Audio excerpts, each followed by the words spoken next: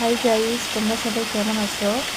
আজকে আমি ওয়াটার পার্কে ঘুরতে আসছি। এখানে ভীষণ সুন্দর জায়গা, দেখার পরিবেশ আছে অনেক সুন্দর, ঝর্ণাটা বেশি সুন্দর। এখানে আমি আর আমার ছেলে গেছিলাম ঘুরতে দুইজন। আমার ছেলে ওখানে গিয়ে খুব খুশি হয়েছে।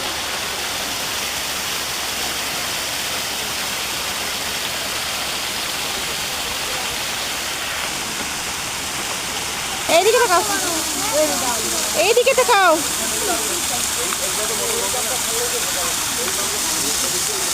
এদিকে তাকাও।